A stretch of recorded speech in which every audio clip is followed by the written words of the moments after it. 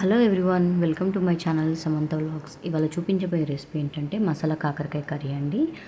ఎలా చేయాలో చూసేయండి. ఫస్ట్ అయితే నేను పుట్నాల పప్పు లైట్గా ఫ్రై చేసుకుంటున్నాను. ఇది ఫ్రై చేసుకున్నాక ఇందులోనే 1 స్పూన్ వరకు ధనియాలు తీసుకున్నాను, 4 మిరియాలు, 4 లవంగాలు, 4 చెక్క, ఇంకా 2 బిర్యానీ ఆకులు తీసుకున్నాను. ఇది లైట్గా ఫ్రై చేసుకోవాలి. ఇప్పుడు ఇందులోనే కొన్ని జీడిపప్పు తీసుకున్నానండి. జీడిపప్పు కూడా ఎక్కువ తీసుకోలేదు, ఒక 5-6 తీసుకున్నాను జీడిపప్పు. ఇది కొద్దిగా ఫ్రై అయ్యాక ఇందులో గసగసాలు, నువ్వులు వేసుకుంటున్నానండి.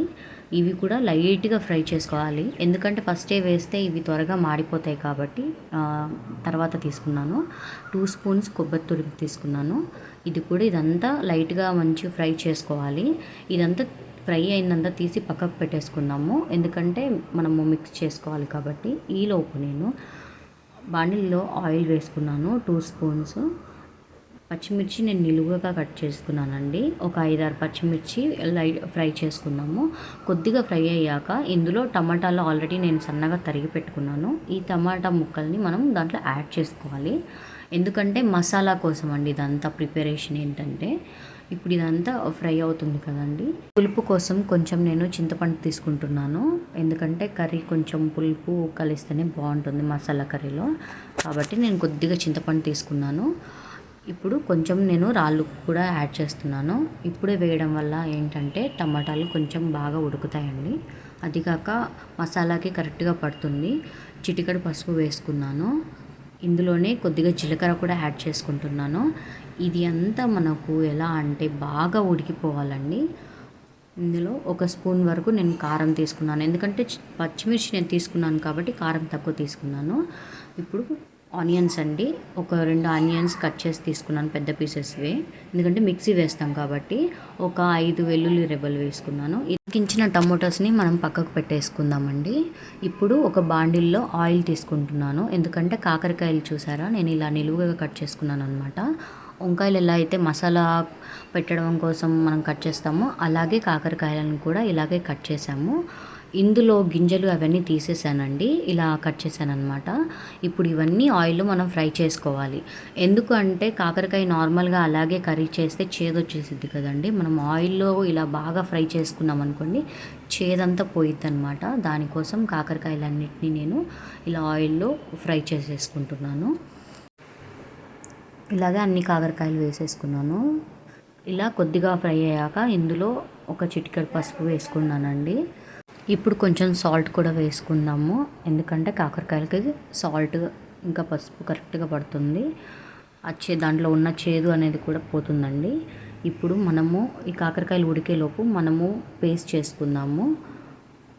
మసాలా అంతా ఆల్రెడీ పట్టేసుకున్నాను. ఇప్పుడు ఇందులోనే టమాటా ఉడికించుకున్నది ఉంది కదండి, అదంతా కూడా యాడ్ చేసుకొని మిక్స్ చేసుకుందాము.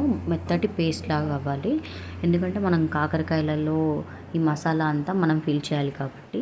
చూసారా, కాకరకాయ ఇలా ఉడికిపోవాలి. ఇలా అయితే దీంట్లో ఉన్న చేదంతా దిగిపోతుందండి. అప్పుడు కాకరకాయ అనేది చేదు అనేది రాదు. మీరు కూడా ఇలా ట్రై చేయండి, అప్పుడు మీరే అంటారు, కాకరకాయ తినే వాళ్ళు కూడా తింటారు ఇలా అయితే. ఇప్పుడు ఇందులోనే మనము ఫిల్ చేసేసుకుందాము కాకరకాయలన్నింటిలో మసాలా. ఇంకా మిగిలిన మసాలా మనం కర్రీలో యాడ్ చేసుకుంటాం అనమాట, దీంట్లో కొద్దిగా మాత్రం యాడ్ చేస్తున్నాం. ఇలా చేసుకోవడం వల్ల కాకరకాయ మసాలా అంతా పడుతుంది, టేస్ట్ బాగా వస్తుంది. చింతపండు ఇవన్నీ వేసుకొని ఆల్రెడీ మసాలా అంతా దీంట్లో ఉంటుంది కాబట్టి ఎవరైతే కాకరకాయ అంటే చేదు అనుకుంటారో అలాంటి వాళ్ళు కూడా తింటారనమాట ఇలా. ఇప్పుడు మనం కాకరకాయ ఫ్రై చేసుకున్న ఆయిల్లోనే సన్నగా తరిగి పెట్టుకున్న ఆనియన్స్ యాడ్ చేసుకుంటున్నాము. ఇది లైట్గా ఫ్రై చేసుకోవాలి.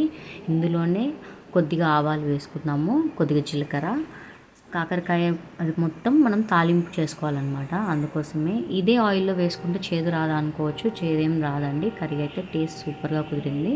1 స్పూన్ వరకు అల్లం వెల్లుల్లి పేస్ట్ వేసుకున్నాను. ఇదంతా ఫ్రై అయ్యాక ఇప్పుడు ఫిల్ చేసుకున్న కాకరకాయలని ఆ తాలింపు ఆయిల్లో వేసేసుకుందాము. ఇప్పుడు ఆల్రెడీ మిగిలిన ప్యూరీ ఉంటుంది కదండి టమాటో మసాలాది, అదంతా కూడా దీంట్లోనే వేసేసుకుందాం అనమాట. ఇదంతా బాగా ఉడకాలి.